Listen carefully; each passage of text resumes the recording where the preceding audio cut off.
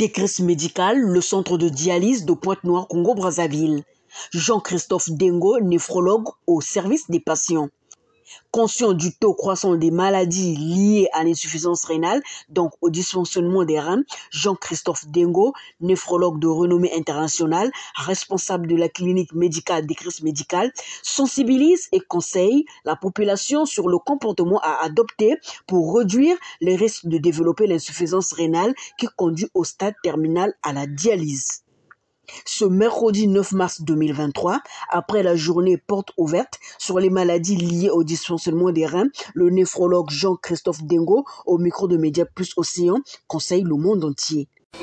Le diabète, l'hypertension, c'est reconnu dans le monde entier, sont les deux principales pathologies qui génèrent l'insuffisance rénale chronique quand la prise en charge n'est pas adéquate. En dehors de ça, il y a le VIH également. Donc, mon conseil, c'est que les compatriotes essayent de se bouger d'abord eux-mêmes. C'est-à-dire, pour être en bonne santé, il faut faire du sport. Nous avons toujours tendance à être sédentaires. Pour être en bonne santé, il faut boire beaucoup d'eau.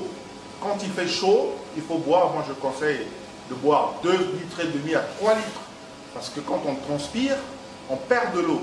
Et si on ne compense pas ça, c'est difficile que les reins puissent fonctionner comme il faut. On peut avoir affaire à des patients qui vont fabriquer des calculs du rein parce que le rein travaille avec de l'eau sale. Le sel, c'est pas très bon non plus parce que ça fait monter la pression artérielle. On mange trop salé dans notre pays. Le sucre, le diabète, il faut faire de temps en temps des contrôles pour voir sa glycémie. Est-ce qu'on est diabétique, pas diabétique? Surtout dans les familles où il y a des antécédents d'hypertension, de diabète, etc. Ensuite, il y a d'autres facteurs que je ne peux pas citer ici qui créent des maladies du rein qu'on appelle les glomérulonéphrites, mais je préfère m'appesantir sur l'hypertension, le diabète, qui sont les deux facteurs de risque que je rencontre à Pointe-Noire chez nos patients. Bon, il faut aussi évidemment parler du VIH parce que le VIH fait des dégâts. On appelle ça les néphropathies à VIH, il y en a. Et aussi, je vais appuyer sur l'accélérateur pour dire que même le paludisme peut vous tuer.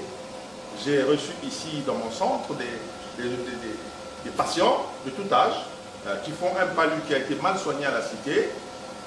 Il fait une insuffisance rénale aiguë, mais qui peut l'entraîner. Alors, il faut que les parents aient l'argent pour faire au moins 2 séances, 3 dialyses. 2 séances à 3 séances de dialyse pour que le rein puisse se récupérer. Et ça, j'ai des exemples. Donc, le rein, c'est un organe qui est très sensible. Je dirais à mes compatriotes également d'éviter les anti-inflammatoires et de ne pas accepter les médicaments de la rue. C'est toxique pour les reins. N'achetez pas n'importe quoi. Allez en pharmacie, achetez des produits qui ont été validés cliniquement. Mais pas les tisanes qu'on voit dans la rue, voilà, et ça fait ci, ça fait ça. Non, c'est pas bon. Ça, il faut bannir. C'est pas bon pour votre santé. Je pense qu'il faut manger beaucoup de fruits, il faut manger beaucoup de légumes, c'est très important, et faire du sport, comme je viens de dire, boire beaucoup. Je pense que pour avoir dit ça, pour moi c'est déjà suffisant si les malades pouvaient déjà faire ça. Ensuite, aller en consultation chez le médecin. Ne fût-ce que pour se faire prendre la tension, se faire une glycémie. Vous voyez, ce sont ces éléments qui feront que chacun de nous peut préserver sa santé en ayant la volonté d'aller vers le médecin, se faire prélever une tension, etc.